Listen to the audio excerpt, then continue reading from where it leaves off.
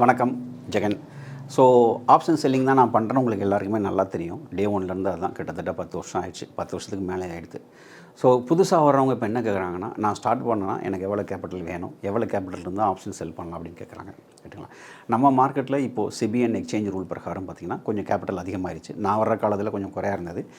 So எவ்வளோ பேர் minimum வேணும், எவ்வளோ கேபிட்டல் இருந்தால் நல்லது, எவ்வளோ கேபிட்டல் இருந்தால் ரொம்ப நல்லது அப்படிங்கிறத நான் உங்களுக்கு சொல்கிறேன். ஸோ அது உங்களுக்கு யூஸ்ஃபுல்லாக இருக்கும். ரைட்.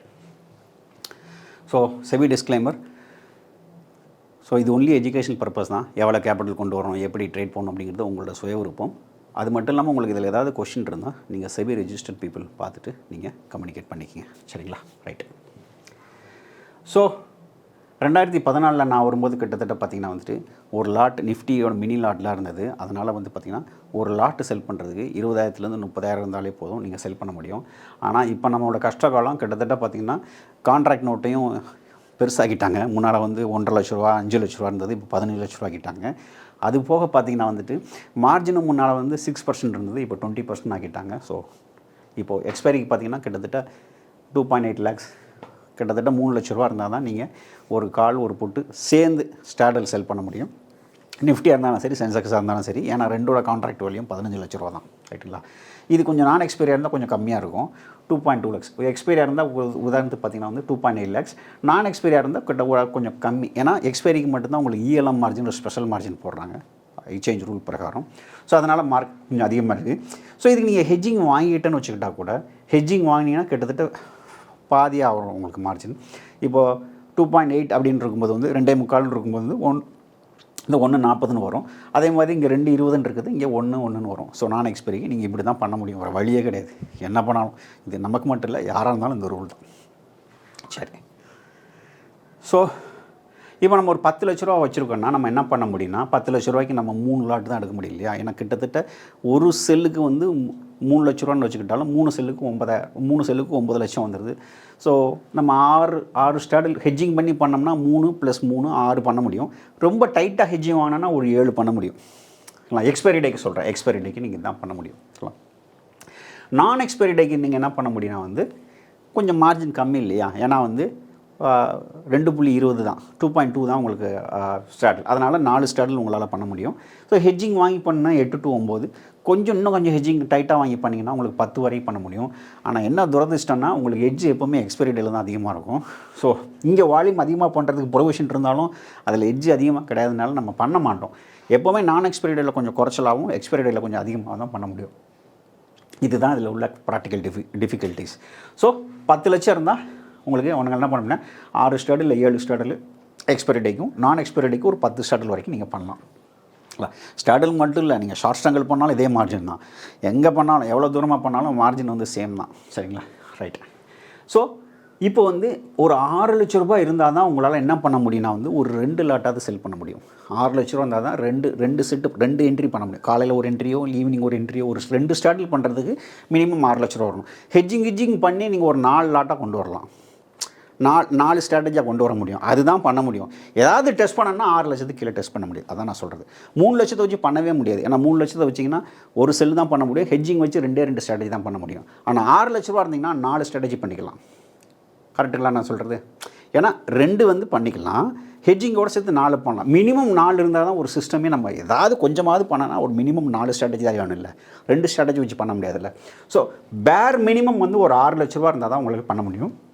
நான் என்ன ரெக்கமெண்ட் பண்ணுவேன்னா 10 லட்சம் இருந்தால் உங்களுக்கு ஒரு சிஸ்டமேட்டிக்காக ஒரு ரீட்டைலாக உங்களால் என்ன பண்ண முடியுமோ அதான் அது வந்து உங்களுக்கு 10 லட்சத்துக்கு பண்ண முடியும். எக்ஸ்பைரி டேக்கு நான் கிட்டத்தட்ட பார்த்திங்கன்னா நான் என்ன ரெக்கமெண்ட் பண்ணுவேன்னா வந்துட்டு 13 ஸ்டாடில் வரைக்கும் வந்து பண்ணுறதுக்கு உங்களுக்கு ப்ரொவிஷன்ஸ்லாம் நான் என்னென்ன பண்ண முடியும் அதை தான் என்னோடய பயிற்சி வகுப்புலையும் சொல்லித்தரேன். என்னோடய பயிற்சி வகுப்புலையும் பார்த்திங்கன்னா வந்து கிட்டத்தட்ட 10 லட்சம் ரூபாய்க்கு தான் நான் என்ன பண்ணுவேன்னா எப்படிலாம் பண்ணலாம் அப்படின்னு எஜுகேட் பண்ணேன் உங்களுக்கு வந்து. சரிங்களா? பட் நான் தனிப்பட்ட முறையில் பண்ணுறது பார்த்திங்கன்னா 20 லட்ச ரூபா பேஸ்கெட் தான் நான் உங்களுக்கு பண்ணுறேன். 20 லட்ச ரூபா பேஸ்கெட் தான் பண்ணுறேன். இங்கே 25 போட்டிருக்கேன். 20 லட்ச ரூபா தான் பண்ணுறேன். ஸோ 6 லட்சத்துக்கு கீழே இருந்தால் வராமல் இருக்கிறது நல்லது. 6 லட்சத்தில் நீங்கள் டெஸ்ட் பண்ணிக்கலாம். சரிங்களா? ஓரளவுக்கு நல்ல ஸ்டார்ட் கொடுக்கணும், நல்ல டீசெண்டாக இருக்குன்னா 10 லட்சம் இருந்தால் தான் பண்ண முடியும். ஸோ 10 லட்சத்துக்கு மேலே 20 லட்சம் இருந்தால் நல்லா வெல் டைவர்சிஃபைடாக ஒரு இன்ஸ்டியூஷன் எப்படி பண்ண முடியுமோ அப்படி நீங்கள் பண்ண முடியும்.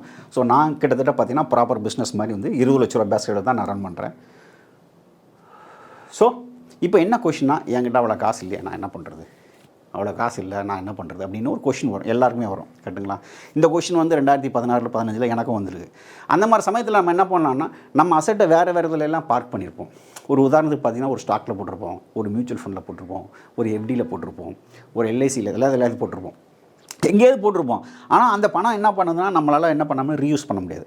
நம்ம கையில் உள்ள லிக்விட் கேஷை மட்டும் தான் நம்ம கவுண்ட் பண்ணுவோம். அந்த மாதிரி சமயத்தில் உங்களுக்கு பேங்க் எப்படி இருந்ததுன்னா, அந்த பேங்க் எப்படியை நீங்கள் என்ன பண்ணலான்னா, ஸ்டாக் மார்க்கெட்டு கொண்டு வந்து ஜிசெக்னு ஒரு செக்டராகவோ இல்லை டெட் ஃபண்டோ அப்படியே போட்டுக்கலாம். எஃப்டியில் என்ன ரிஸ்க்கோ அது கிட்டத்தட்ட அதேயோட ரிஸ்க் தான், எஃப்டியில் என்ன ரிட்டனோ அதே ரிட்டன் தான். வேறு மாதிரி சொல்லணும்னா, ஸ்டாக் மார்க்கெட்டை நீங்கள் எஃப்டி போட்டுக்கிற மாதிரி, பட் எஃப்டி கிடையாதுங்க. அதுலேயே ரிஸ்க் இருக்குது, எஃப்டிலேயே ரிஸ்க் இருக்குது, பேங்க் எஃப்டிலேயே ரிஸ்க் இருக்குது. ஸோ பேங்க்கில் எஃப்டியில் ரிஸ்க் போடுறது நிறைய பேர் போட்டுட்டு பார்த்தீங்கன்னா ஒரு 10 லட்ச ரூபா வச்சுருப்பாங்க, ஸ்டாக் மார்க்கெட் வரும்போது எனக்கு பணம் இல்லைம்பாங்க. அந்த பேங்க்கில் உள்ள எஃப்டி நீங்கள் என்ன பண்ணலான்னா வந்துட்டு, இங்கே வந்து நீங்கள் டெட் ஃபண்ட்லேயோ இல்லை பார்த்தீங்கன்னா லிக்விட் பீஸ்லையோ இல்லை லிக்விட் கேஸ்லேயோ நீங்கள் போட்டிங்கன்னா, டெட் ஃபண்டில் என்ன ரிட்டர்ன் கொடுக்குமோ அந்த ரிட்டர்ன் வரும். அதை நீங்கள் ப்ளச் பண்ணிங்கன்னா உங்களுக்கு 90% ஹேர் கட் போக கொஞ்சம் காசு வரும். நிறைய பேர் மியூச்சுவல் ஃபண்டில் காசு வச்சுருப்பாங்க, ட்ரேடிங்கான காசுலாம் சொல்லுவாங்க. ஸோ மியூச்சுவல் ஃபண்டே உங்களால் ப்ளச் பண்ண முடியும், அதுலேருந்து கோலட்டல் எடுக்க முடியும், அது மூலமாக உங்களுக்கு ஃபண்டு ரைஸ் பண்ண முடியும். ஸோ இது ஒன் ஆஃப் த வே. பேங்க்கில் உள்ள எஃப்டியும் நீங்கள் இங்கே மூவ் பண்ணி அந்த டெட் ஃபண்டாக மூவ் பண்ணி அதிலிருந்து உங்களுக்கு என்ன பண்ண முடியும்னா கொஞ்சம் காசு எடுக்க முடியும்.